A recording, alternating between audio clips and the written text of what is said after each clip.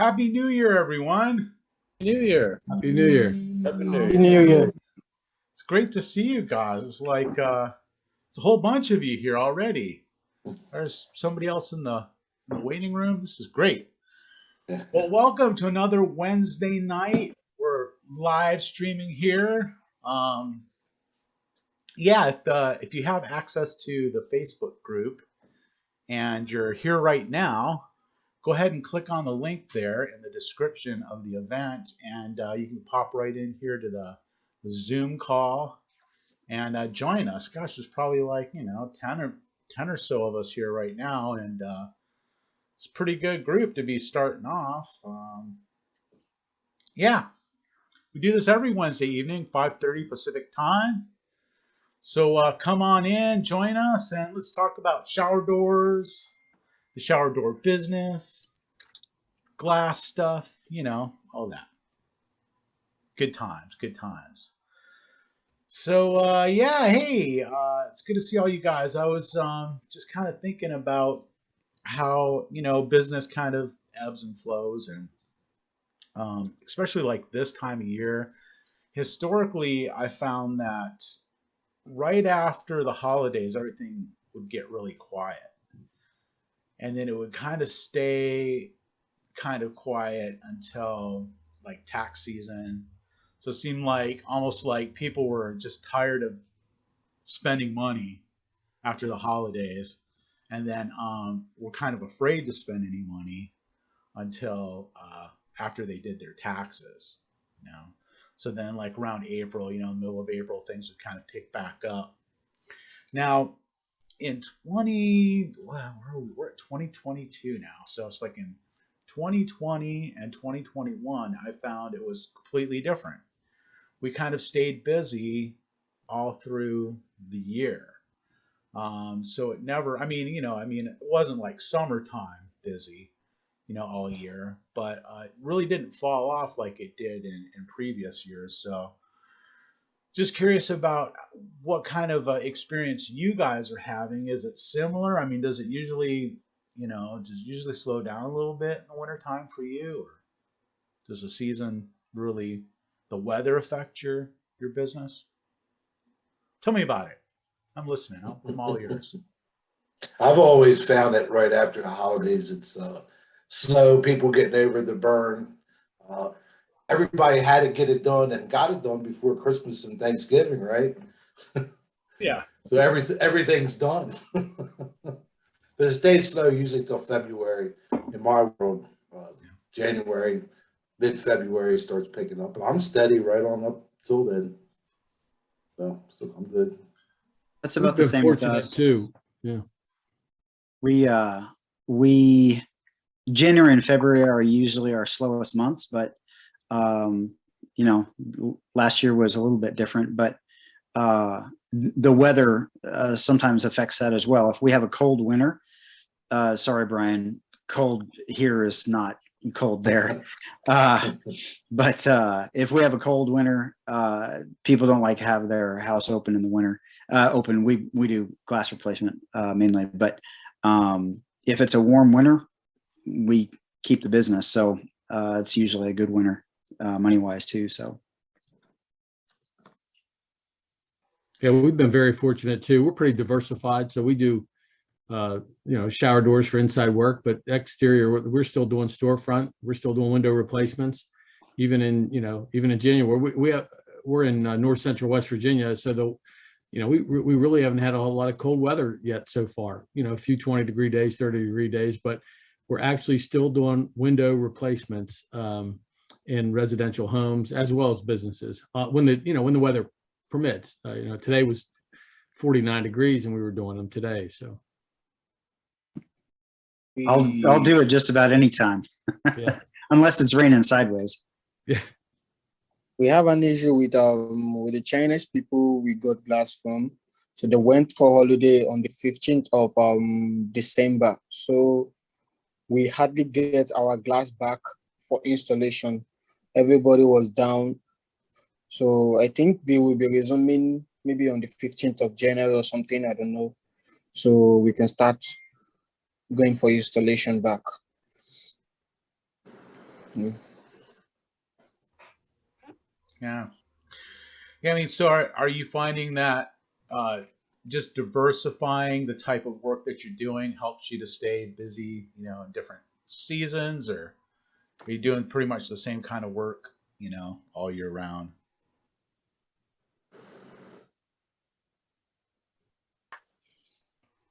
You said?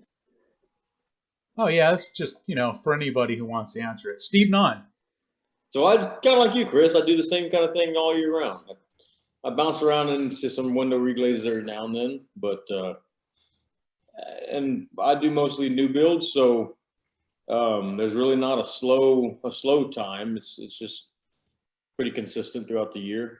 And being in San Antonio, Texas, I mean, our winters are 30, 40 degrees at the lowest every now and then. So we really don't have a super crazy winter. We had snow last year, but that was a fluke.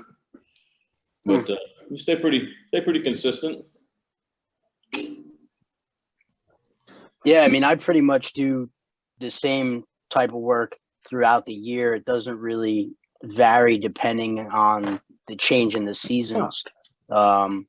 I mean, I would prefer to do more inside work in the colder months for sure, but you know, if they're calling and they need the window replaced, if it's cold out, I got to do it, you know. And I mean, it's funny. I had been waiting on an insulated unit. It was it's 69 by 66, so it's pretty big. It's 1 inch overall. I mean, it's a pretty good size unit. And you know, the customer asked me if I would be able to hang on to it until the spring, and I was like, you know, listen, I'm sorry, but I can't. You know, it's too big for me to keep in, you know, hang on to for, you know, until winter's over. You know, I said, listen, I'd much rather be doing it in the warmer weather too, but you know, I got to get it in there for you. I can't hang on to it. You know, I got to do it in the cold weather. I'm sorry. So, you know, I mean, it kind of is what it is. I mean, if it was a little smaller, maybe I'd hang on to it, you know, for a couple extra bucks, but something that size, I mean, I can't move it myself. So it's just in the way.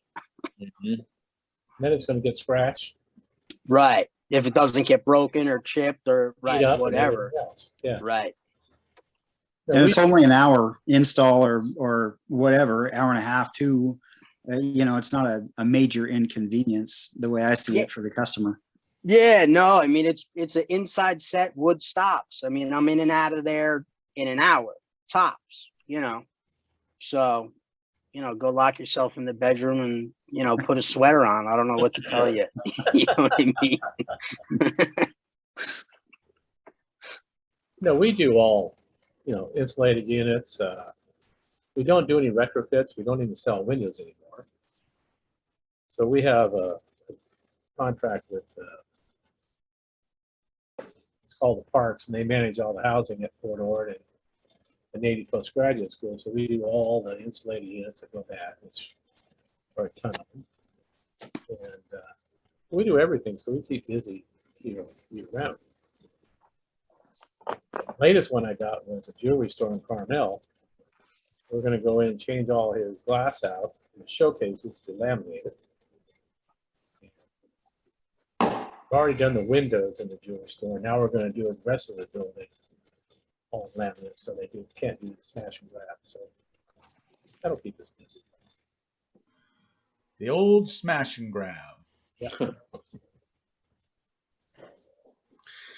Yeah, it's really nice being in the shower door business, you know, because it's like you never have outside work to do. But, you know, well, I mean, I guess there's, you know, that one rare occasion when someone's got some shower glass going outside. Especially here, you know, on the beach, there's a lot of outside showers, you know, because surfers, you know, want to wash the sand off and stuff like that. Usually there's no enclosure or anything, but. Chris, you do any like outside railing or anything? Have you gotten into any of that? You know, I have gotten into all of that at one time or another, you know, but it's just like I've gotten away from everything. I mean, even mirrors, you know, even I mean, I try not to do anything other than shower doors now. Simple. Yeah. But if I've got, you know, I've got a regular customer who wants me to do something for him, I mean, I almost have to do that. Mm. You know, it's hard to say no to an existing customer. But Yeah. That's what makes Chris the best in the biz. The ability to say no is as powerful as the ability to say yes. I love to say no. Be the best at what you're good at. I love that model. We all get tempted by the siren's call of the easy IG or the simple retrofit.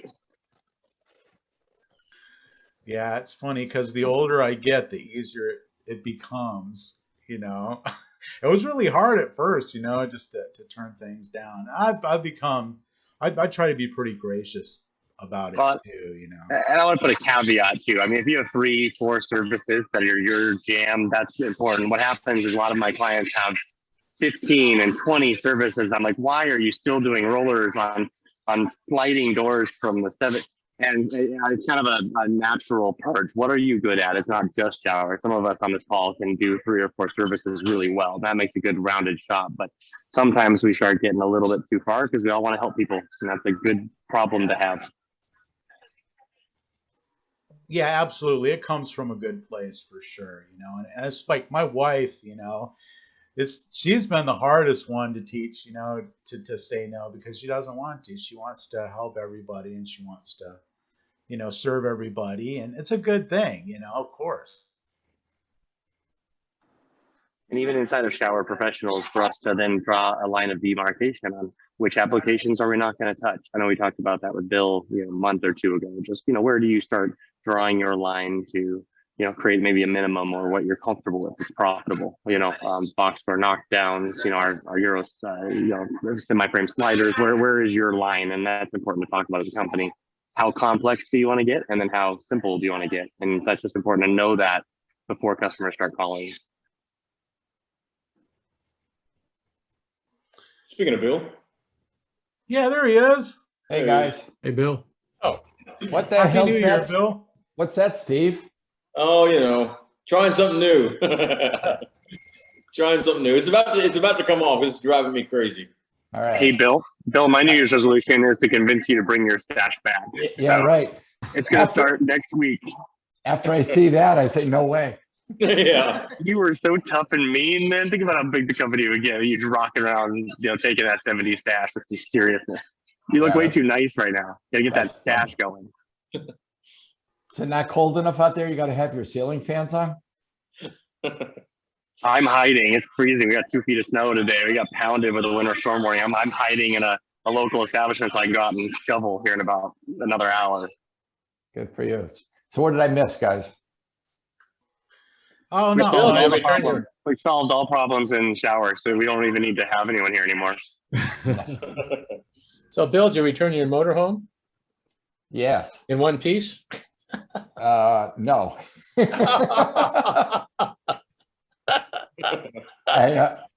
Minus the mirror, right?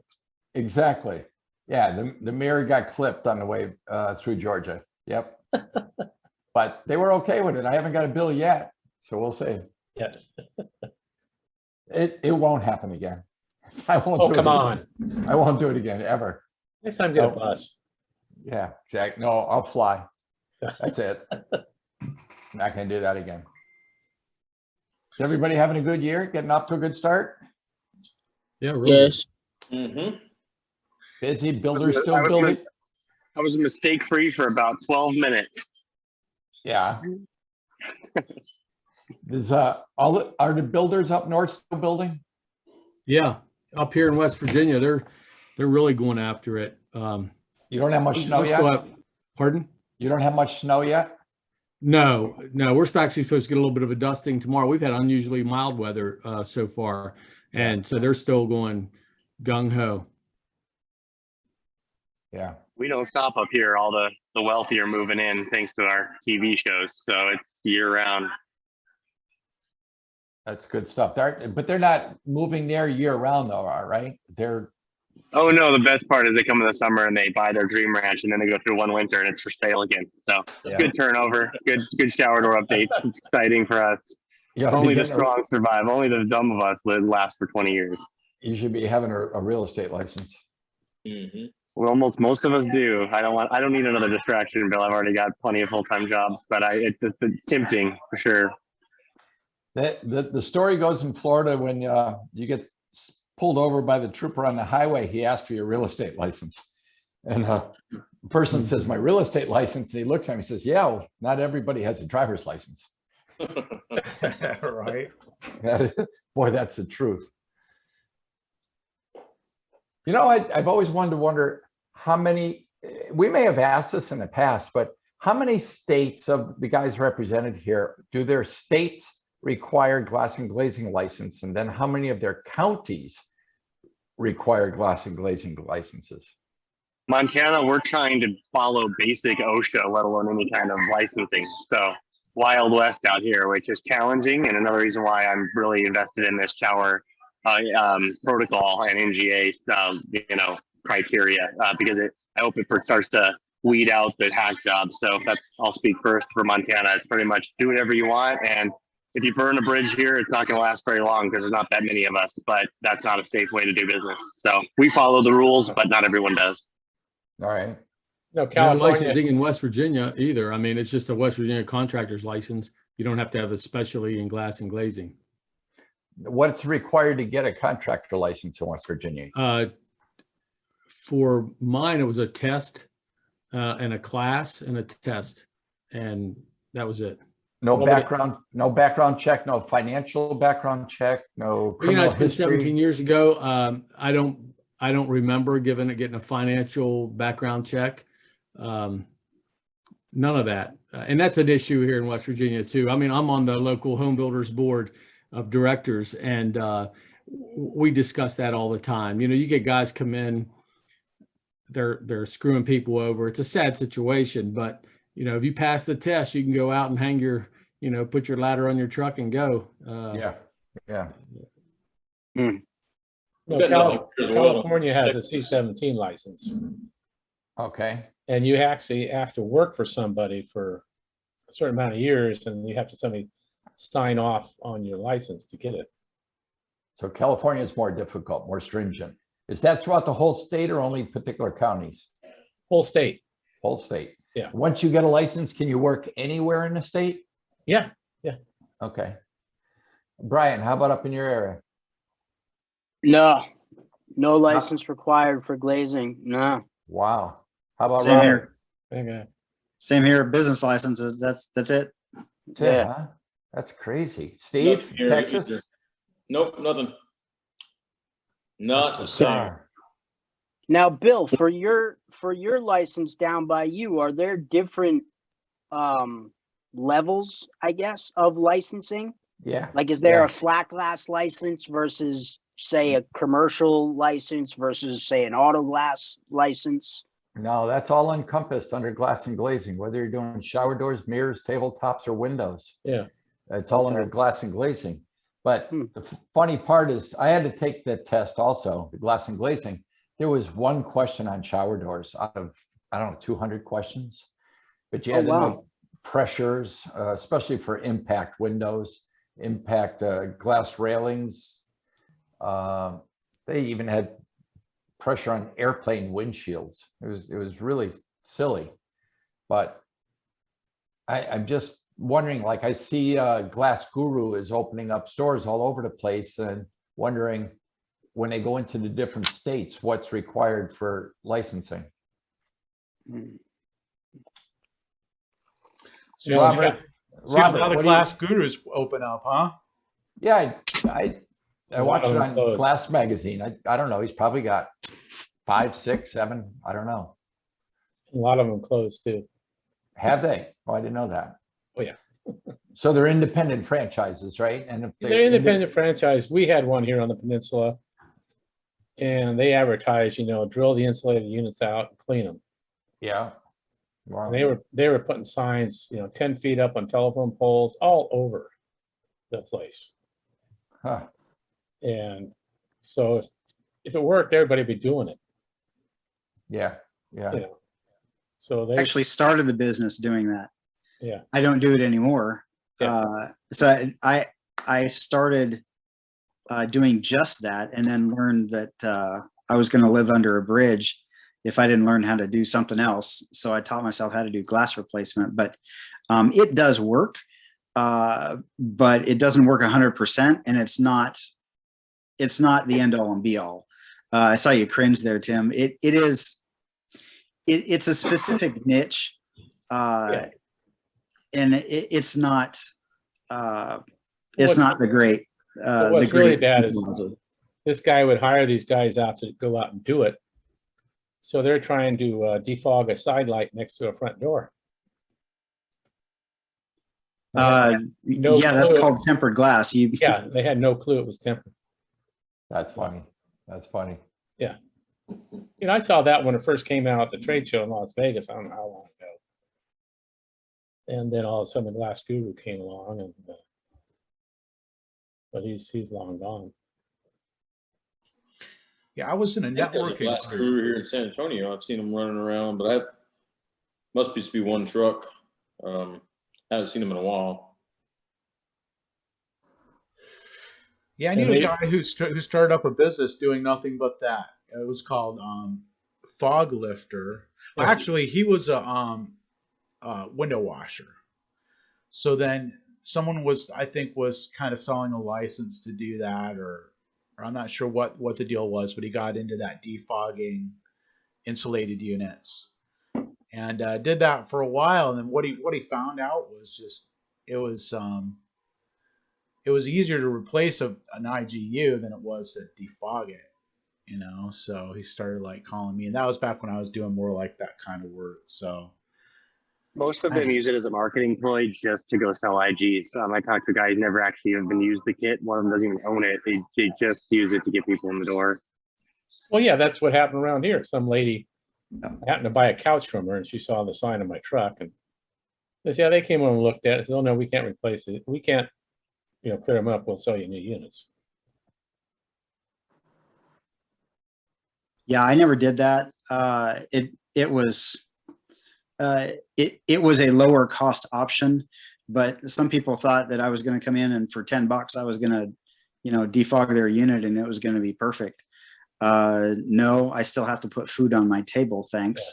But so it was a cheaper option, but there was fewer and fewer good units to do it on, good candidate units.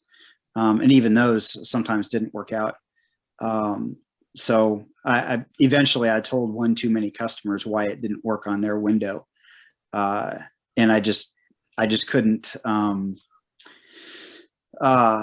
internally, I couldn't do it anymore. I had to be honest with myself and say, this is great for making me unique in the marketplace. Everybody wants that, but it wasn't good for long-term business. They used to have a trade show here in Monterey at the fairgrounds, and the company would be there and spilling their, what they did. And finally, I couldn't shut up because they had a low E unit. Said they can clean it. No, they can, but it's going to fog up. It's going to go bad immediately. A soft coat low E you can't clean up because when it's exposed to air, it's like rust. That's right. It goes bad. Yep. And more units are low E soft coat. And yeah. I mean, I just couldn't shut up. I finally told the guy.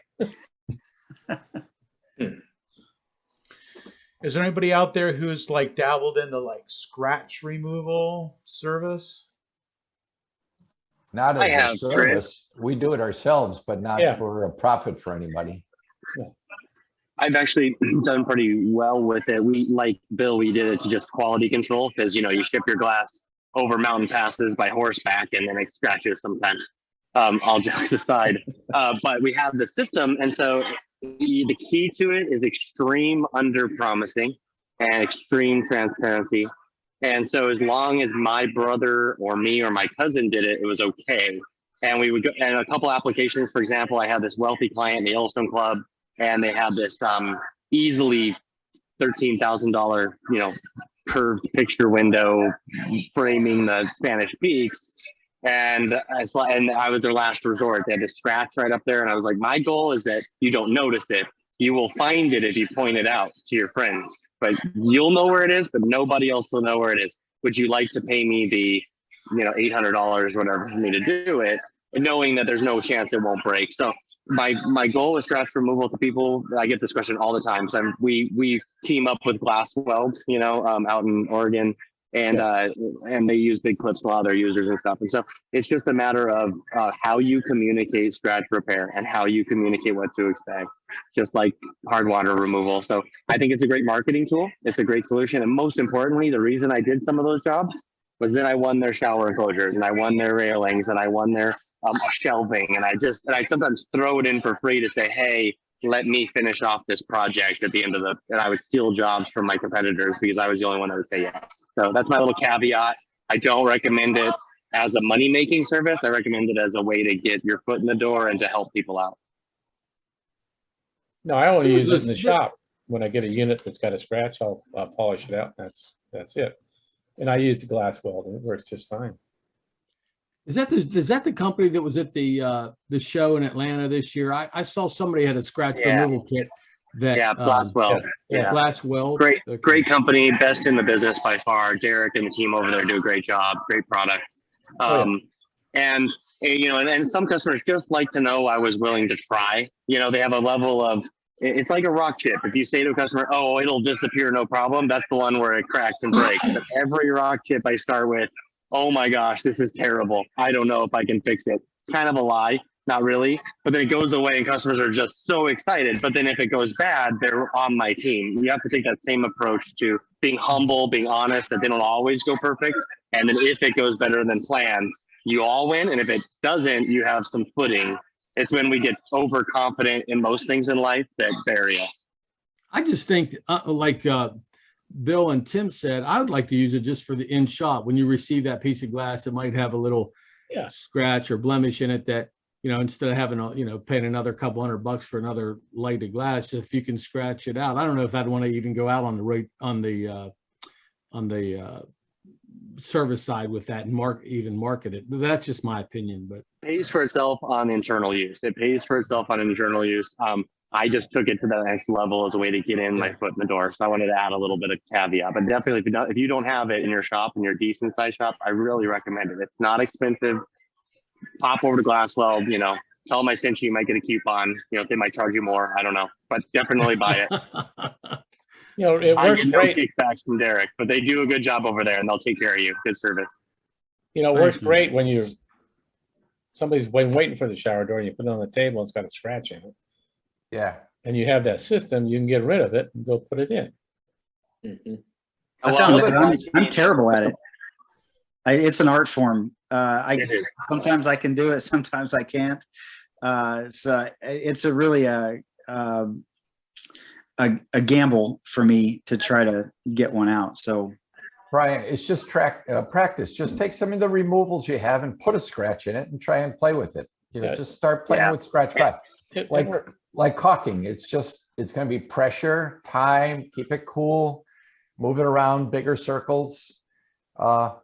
Once you play with it and you understand it, it actually works really good. Is there any distortion issues associated with it? No. Well, wait. Yeah. If you're not using it right, you fisheye it. If you go too deep in one spot, of course. That's why I said you got to go slow and work it around. If it's done right, you won't tell. Or it's very difficult. You'll see a little bit. I'd say Jim is right. The average person won't see it, but if they know where it is, you can find it. Yeah. But it's very difficult. But and what is it? Is it just like a buffing wheel? How big is it? Yeah, it's like a buffing wheel, and they have a little disc. Like a disc. And with the pumice. Yes, a different grit and different grit disc, and you work it down to it. It's like a talc. Yeah. Okay. You'll distort the glass. A little pro tip with it though, guys, and they'll show you how to use it. And at any of the trade shows, Olivia will show you. She's like the best at it. But if you, little pro tip, I found, if it's a scratch where it's going to be obvious, if it's down by the hinge or something, you can maybe get away with it. But I've always told honesty is the best policy. So I usually just tell my customers, hey, it came in. There's a light scratch. We have a machine. We're going to get rid of it. You have a couple choices here. I'll buff it out. I'll buff it out. It'll go away. I'll give you $20 back. We get your shower done today. Otherwise, I reorder it. You're looking at 6 to 9 weeks. What do you want to do? I've always found customers are willing to understand. Then the worst case is you get it in, then they kind of notice it, then you're fessing up a scratch, and then it can quickly go downhill. So use your discretion. I'm not saying that's the best solution with me, but what's $20, you know, just to give them a little bit off. They don't even see it. And then I'll say to customers, if you can find it, you know, I'll give you like a little bit more. And often they can't find it, but at least you were straightforward with them, because you never know when the spouse comes home and says, what's that? And no matter how good you are at scratch removal, if you get close enough, you will find where it was done. Your whole goal with it is to not be able to see it from a few feet away. So have you used their grit, you know, disc? You know, where they have different grits you start with? And, Yeah. Mm-hmm. Yeah. Yeah. Yeah, that's the way you're supposed to do it. Yeah, you draw the circle and work it out. Well, I bought it, they didn't have that. When I bought the system. Oh, it's that old, huh? Yeah. They didn't have all that stuff. And then I got it, and it does work. I mean, You got the model that you have to pedal, right? Yeah, I have to. You feed the monkey. I got the regular drill, you I'm know, gonna have one. I'm buying one tomorrow. with a little squirt bottle. Yeah, you should. Hey, Mike, Mark, the other good time to use it is during an installation. You do a job for a builder, and then their cleaning crew comes in with a bad razor blade and causes a scratch. Now you're up against it. They're going to blame you. You're going to say, no, it was fine before I left. Somebody else did it. It's much easier to go in there and try and buff it out than to have to, especially if it's a door notch panel return or something with a transom. You got to take it all apart to replace the glass. It pays for itself in one of those jobs, just one of those jobs. One job. Will it work on a mirror? I tried it once. I haven't tried it. It did. Those most mirror problems for me always come from scratching the back of the mirror, the masking. It seems like we get more of those problems than we do surface scratches. Well, Yeah. to Bill's point a minute ago, we do these production homes where we put mirrors in, and then the cleaning crew will scratch it, and I get a phone call, said the mirror, they need to warranty the mirror, and it's on the surface of the mirror, it's not on the silvering. And so, you know, like he said, it's a he said, she said thing. I never win. Rarely. Right. So that might Does it magnify on a mirror? When you do a mirror, sort of magnify it. 7 times. See through it, but mirror has to make it a little more noticeable. Yeah. Yeah, I would think you'll get more distortion. Yeah, you do see the distortion a little bit more in the mirrors. But glass will help you. Glass weld will tell you just how deep you can expect to get a pretty good buff out of it. They are. What's the very setup good. for that? You know, but the Basic setup, $200. Yeah, maybe $400. They have an online video you can watch too. You know, they'll send somebody to your shop. So if you had 5 or 6 guys and you want to teach them all at once, you can do that.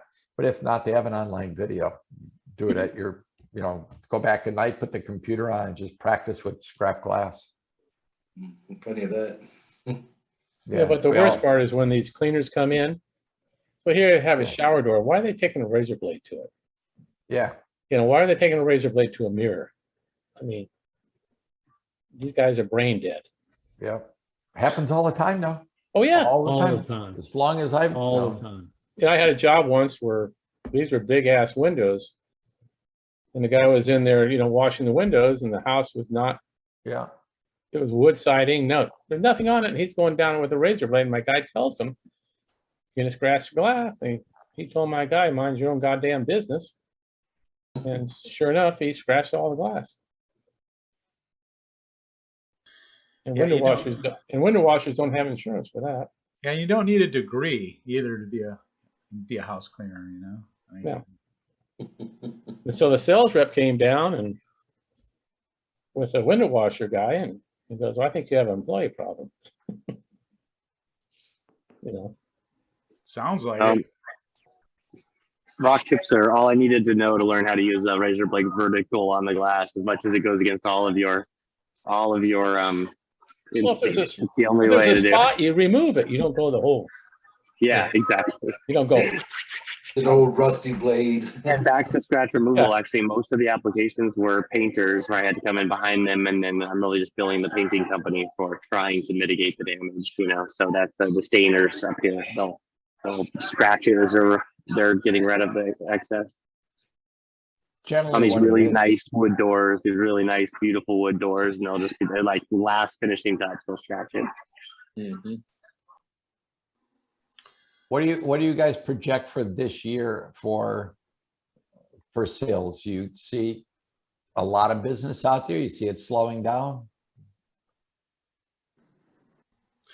What do you see? I'm probably already, I mean, just like this kind of first week of the year, I feel like it's already busier than normal this time of Wow. year. I mean, normally it's like people take at least the first couple weeks of the year off.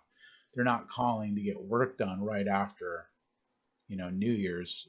And but we're getting, our phone is ringing, and I'm not really doing any kind of advertising. It's just strictly organic rankings on Google, and the Yelp or Google reviews or whatever. So it's looking good, I think. As long as you get the hardware. Hey, 2 weeks ago, Christine was asking what guys look for key performance indicators. She said KPIs going into this year. You guys track things like Google reviews, Facebook reviews, anything like that to see if you had an increase? Are people depending on those reviews more than usual because they're shopping on the internet? I mean, do you do anything for your customers to try and entice them to give you a good review? Or do you encourage I started asking them, which is something that I hadn't been doing before. Not very often. I was kind of hit and miss. But now, having a more automated system, for wrapping things up, I've started just asking every customer, hey, and I asked for a 5-star review, which is something I learned from the Glass Experts partners. They're like, ask for a 5-star review. And it's like, oh, that's brilliant, man. Don't just ask for a review, ask for a 5-star review. And then maybe like if they don't think you deserve 5 stars, they won't review you at all. Right. I would encourage you to add to that and say, can I have a 5-star review? And if it's less than 5-star, please tell me why. And just be vulnerable. And if you're using Bigclips, don't mean to plug it. If you flip the job status to complete, it sends them an email, text, asks them with a little video saying, hey, thank you so much. We appreciate your business. We'd like that. So it automates it for you. And one of our clients just in Atlanta, they added 250 reviews last year just through that little link, because sometimes our people forget to ask. So there are tools to make it easier. Nice Job's another good one to use if you don't use Bigclips. There's a lot of tools out there. So if you have a bunch of staff, that's the key. If it's you like Chris, ask for it, be vulnerable, and say, I want your feedback, good, bad, or ugly. Yeah. And I like that about Bigclips. That's something that Bigclips does automatically for me. So I'm not actually asking them for it. It's being automated. That's okay. And the timing of it's really good too, because it asks for it right at the right time, between getting paid and just, it's kind of there's an algorithm to it, and those guys have already worked all that stuff out. So I don't have to reinvent the wheel. Do you guys rely on your technician to ask the customer, or do you have a staff person kind of follow up and say, hey, I know we did that work today. We appreciate it. Hope you're satisfied. And if you are, does that, what's your technique for getting that? We use our technicians for sure. And then they get rewarded by getting so many requests. We use a product called Podium, which is a request tree analyzer. Basically, it'll show us how many of these requests they've given out, and then how many come back, who the installer was, and it sends us a text that they got to review what it was and whether it's good or bad. So I can give you guys all a list of many different ones that are all good. I'm not here to plug Bigclips. I mean, there's Podium, there's Broadly, and I can tell you the pros and cons of all of them.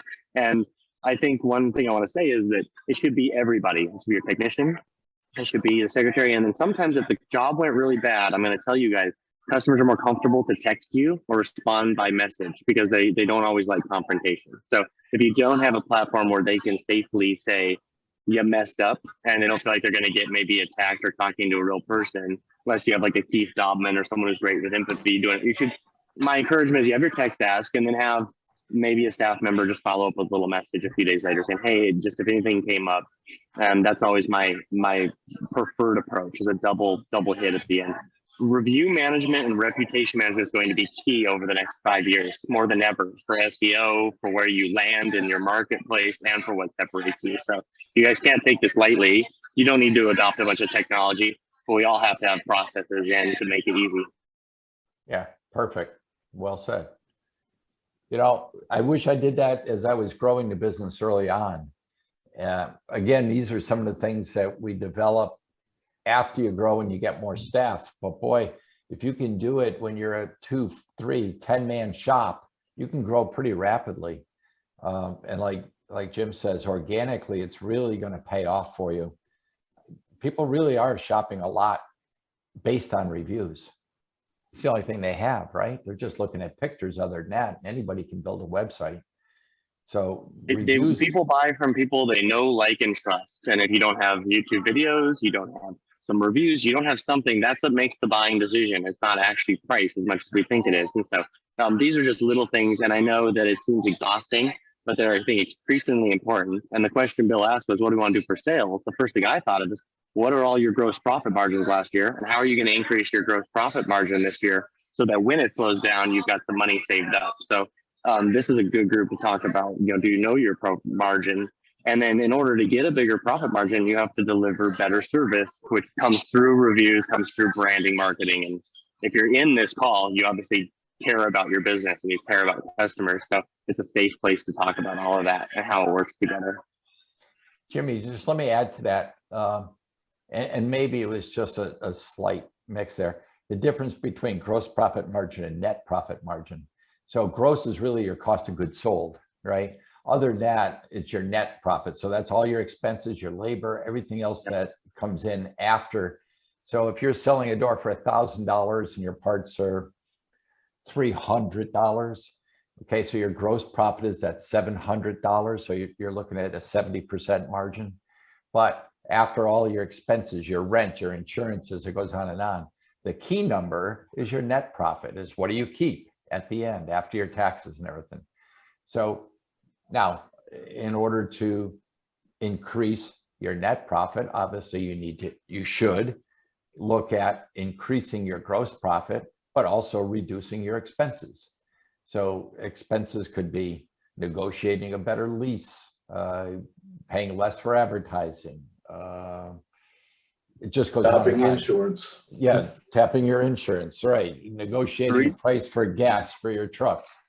Take a look at their highest expenses, which is, I mean, you don't want to spend 3 weeks trying to negotiate gas prices to save $50 a week if that doesn't make a big impact on it, right? So you want to take a look at your big things, your health insurance, your workers' comp insurance. Take a look at your key metrics that are really costing your expenses that affect your net, and key on that. And to dovetail on this, guys, for those of you on this call that aren't Bill and are simple when the finances, my grandpa taught me, because my dad's the accountant and I'm the salesperson. And he taught me 2 things. The 2 things you can control the most in your company are labor and cost of goods sold. So we actually adjust our definition of gross profit, Bill, to be sales minus cost of goods sold and just overall payroll labor. Because the labor and the cost of goods are the 2 things we can control. Overhead, lights, health insurance, all those things are important, but they can't control them on the daily. And so Phil's completely right. But for those of us in this call, I really encourage this year to be the year where you're watching that and tracking that. And he often told me, he said, if your labor's in check, your cost of goods are in check, the overhead takes care of itself. And I think that's really smart. And I think that if any of you are challenging or are challenged or don't have someone to talk to, reach out to Bill, reach out to me. I'd love to help you with that, because I think we get crippled by finances, especially in the busy times. We're all praying and hoping for it to just work out. I hope 2022 can be a year where you take control of your numbers. If you don't know your numbers, you don't know what you're doing. And those few of you on here that know bid clips know we're very you got to know it on the daily closing ratio, sales price, gross profit. And so I do a whole podcast on tracking labor technician hour. And we have a free calculator on our website too for you guys, where you can see how your guys are producing by the hour very easily. So don't want to overwhelm you all, but I hope this is the year. This is the beginning of the year for all of us to look at what are our goals. And this is the stuff I get fired up about, because the goal is to get through this busy better right now and making sure that you're really stacking the acorns away. What do you guys, not to beat a dead horse, but this interested me significantly, but in terms of labor as a percentage of your net sales, what's an acceptable range of labor, or is there one? Just as an aside, my wife is an orthodontist, and they have people who specialize in practice management consultants, and they can come in and tell her, you know, what the percentage of labor should be, and if your revenue's this, how many people you should have. And they've really analyzed it. And I look at my profit and loss statement constantly and try to do some of the things that you guys are suggesting. But obviously labor is your well, at least it's my biggest expense. And I was wondering what an acceptable percentage is, if there is one. In the 8 stores that our family runs, 20% is humming, and 30% you're getting too fat. 32% you get a little bit too heavy. We're a full service glass shop, so shower and glass. I want to hear what Bill says about just showers and interior glass, but for a full service, you know, IGs to shower. My father's always, as soon as we kick over that 30%, we're getting a phone call that you better start cutting hours, you better start trimming, and we watched it every 2 weeks, so we tracked it. Yeah, we're looking at 20%. 20% is basically a pretty good number for us. But you got to remember, it's 20% of what? It's 20% of what you charge. So now you got to look at what you charge. Are you charging enough? You know, that goes to the gross profit. Are you actually covering your costs as well, and your mistakes as well? Yeah, it works. It's like flying an airplane. My grandpa used to tell me, you're watching your gauges and it all tells a story. But it doesn't have to be overcomplicated. At the end of the day, you just got to fly the plane. If you start dropping below 20, you might be underpaying and at risk of losing people. Perfect. Yeah, Bill analogy. likes that plane analogy. Love it, and it's accurate. I do Very too. That's accurate. why Bill's my hero. Yep, I'll never forget my first solo. Yeah, you know, and another important thing about that is that my friend is a pilot. You know, we'd fly together. He would say, the most important thing that's happening is not happening inside the plane; it's what's happening outside the plane. So don't forget to look out the windows. Absolutely, keep your ears open. Yeah, but you know, I think that's one of the biggest things that I learned over the years is that you really got to know those numbers. The numbers are really important, and don't be scared of price increases from your suppliers. Just you got to pass them on. If you start eating them, then what's the sense of being in business? You just got to pass it on. That's why it's important to watch your percentages. Lots of times, price increases are a good thing. It forces you to look at it, and it says, God, I've got to increase your price. And then when you do, everything's good again. I was always hesitant to increase my prices, and I was eating all of the ones that I was getting passed on from my hinges. Say that again. What? You got muted, Tim. What did you say, Tim? I was talking to my brother. Sorry. Oh. Is it warm enough? Yeah. Yeah, look at price increases from your vendors actually is a good thing. It's going to make you take time to look at it and then do what you have to do to adjust your pricing. Yeah, it's an indication of what's happening in the industry, right? Yeah, but don't sit and just let it happen to you without reacting to it. And inflation, you know, we grew up in a grocery store, so every time inflation hit, we made money on inflation. That's a whole other discussion for another time. But when inflation hit, you have to take your top line. You don't just go up 6% because that's what we saw. You have to go 12%. You have to. It's an important conversation with your accountant of how you guys are going to stay ahead of our impending cost increase. And it's hard. We all want to help people. We're not sitting here telling you to gouge anyone or be unethical. We're just saying these are real numbers. We can't hide and hope it works out. We got to be proactive this year and really stay on it. Yeah. I mean, I'm getting, we buy our own metal extrusions from an extruder, and I'm getting once a week, the metals are adjusted. It's a commodity. And, you know, their costs go up and they have no problem passing it on. So I've had an order that's in there right now. To put an order in with an extruder, you're waiting almost a year to get it. Almost a year. During this last year, I had 5 price increases on an order that I had in over a year ago. So by the time I received it, it increased that much. But that's the way they're doing business. The commodity has gone up so much. So you have to be on top of your business. Otherwise, you're losing money. There's no sense How do being in you business. guys handle this? We've recently, there's 2 flat glass wholesalers up that I buy from. And 2 weeks ago, I got their email that their energy surcharge effective on January 11th is going to be 16.25%. I mean, and you know, so I assume I understand the math correctly. You know, if I buy something for $100, you know, add 16.25% to that. Yeah. And, you know, that becomes the price that you're paying. Do you guys charge any kind of energy surcharge for, you know, per job or something to cover fuel or whatever it might be? Yeah, it goes by square footage of the glass you buy. Yeah. We pass it on. So we buy the flat glass from, in our case, we're buying from Pilkington. It's domestic glass. It's more expensive than bringing it in from overseas, you know, for us. But I didn't have a problem during supply chain issues. You know, we didn't have boats sitting out in the water with our glass on it. So we paid more for it. But yes, our energy surcharge has gone up constantly. And as this is on the manufacturing end of it now. So as we sell from D3 to, whether it's to my shower door or to every other glass shop around that buys from us, yes, there's a line item on the bottom for surcharge.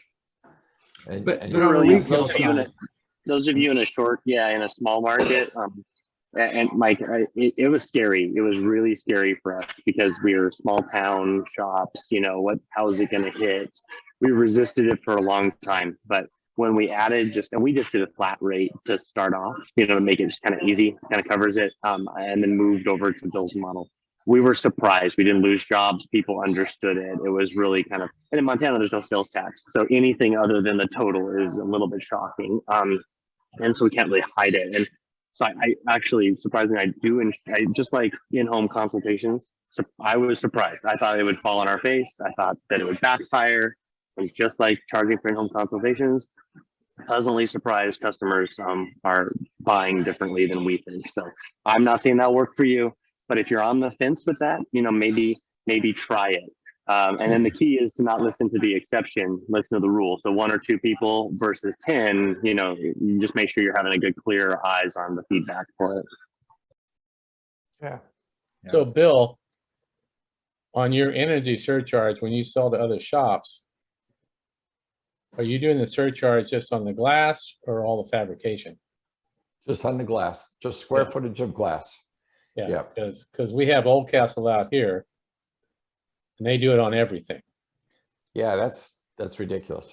And then we have the other company I buy from, they only do it on the glass. Yeah. The fuel surcharges is, correct me if I'm wrong, Bill, it's for the propane, I think it is, to fire the cupolas. It's not for fuel to drive the trucks to get it to you. And so there's no fuel propane to fabricate the glass. So they only charge it on the square footage of the glass itself. Yeah, now I'm getting from flat glass, right? So that's all I'm charging it on. And right, our whole shop is all electric. So if I put 2 notches and 2 holes on a piece of glass, that doesn't change from an order that I placed a month ago. My glass cost has gone up, but my labor and that hasn't gone up. Yeah. Now, when that labor goes up, that would be an increase in it per square foot, or the increase in whatever it is, whether it's notches, holes, polishes, Yeah. then that would increase, whether it's a penny an inch on the polish or whatever the case. But no, the surcharge is on the glass square footage only. Yeah. But a lot of guys use it as a profit center. Tim, there are guys that charge it on the whole thing. Yeah. And you could use that as a negotiating tool. You can call them, say, hey, look, I don't mind the surcharge on this, but I think it's ridiculous for you to charge it for me on this, this, and this. And you probably have a good point if you talk to the right person. Yeah, you can always negotiate it. You know, I mean, and that's the thing. It's like ask questions, and you know, everything's negotiable, right? Sure is. Oh, yeah. To a point. Then there's a Oh, yeah. dead end at the end of certain people. Right. You know, can only go so far, but Yeah. yay, what a great talk. I mean, those are some man, what a good first call of the year to have. That's a thing to always keep in mind too. It's like that in business, there's this principle that what you measure, you get more of. And if you're not paying attention to what's going on, I mean, chances are it's not going in the right direction, you know. But if you start really keeping track of these things, these metrics, they're important. And you know, when you're starting out, you're just like, okay, I'm just gonna try to sell a shower door. I'm gonna try to install it without breaking it, and I'm gonna try to get the check when I'm done, you know. And that's a good plan. Go with that plan. That's a good plan. And once you get that down and you do that for a while, then it's important to start looking at all these things, you know, all these metrics, and finding out, you know, if you're doing it efficiently, or if you can do it more efficiently, or if you're charging enough money. It's amazing how many people are really not charging as much as they should. And like Jim was saying, it's not that, you know, you're trying to gouge anybody or anything like that, but, you know, it's fun to install shower doors, and you can't have that fun unless you stay in business, you know? So it's like, you got to charge enough to pay all those bills so that you can do it again next year, and do it hopefully even better than you did this year, and make even better money than you did. So that's what we're here for, you know. It's like to talk about all those aspects of it, you know, how to you know, get the scratches out, and how to make good money doing it, or just using that as an opportunity to get in the door, or just a way to, you know, to save the time waiting on your supplier of replacing it, even if it's their fault. You know, I mean, it's a lot of times I'll get something in and it's like it's got a scratch in it, you know, and they'll replace it. All I have to do is call up, say, hey, this is scratched, you need to remake it, and they will. But the thing is, that's going to take some time, you know. And if I've got a tool that I can use to like get that scratch out, and I can still go out tomorrow and do the installation, it's good for me. It's good for the customer. It's good for the supplier. And I'll always let the supplier know. I'll send an email to the supplier and say, hey, you know, this panel's scratched, but I think I can buff it out.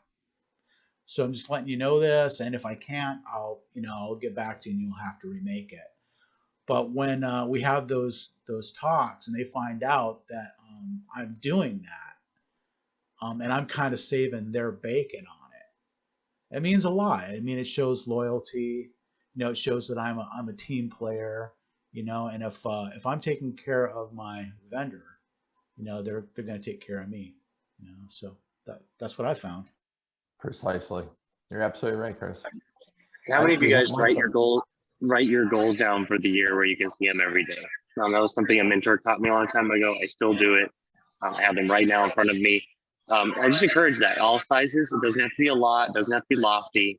Right. Your sales goal, maybe. Right. Your personal goal, like 1 or 2, 3. And I used to write it on my mirror on my bathroom. Sure. Now it's on my computer. It's on my backdrop, in my hit list, I call it. And every morning I see it. And again, one of the best things mentors taught me was there's 3 things: answer your phones, know your numbers, have fun.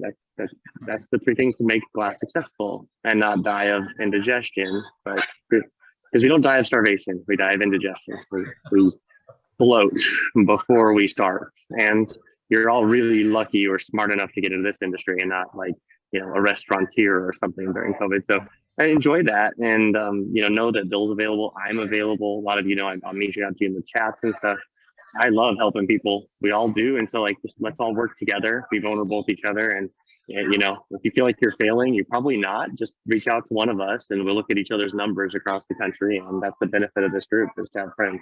So yeah, my phone's always on. I love to help shops. I failed enough to know how to help out. So Yeah, and you're smart to be here on this call. I mean, making time to be here to talk with other guys in the industry, find out what they're doing, kind of have your finger on the pulse. I mean, here's a dozen or so guys out of this whole big industry who are taking time to be here on a Wednesday night. So kudos to you. Great start to a new year. Thanks for being here, and I look forward to seeing you guys all next Wednesday. All right, Chris, thanks yeah, again. thank you, Chris. Thanks everybody. Have a good Thanks, guys. All right. Thanks, Thanks, guys. guys. Good night.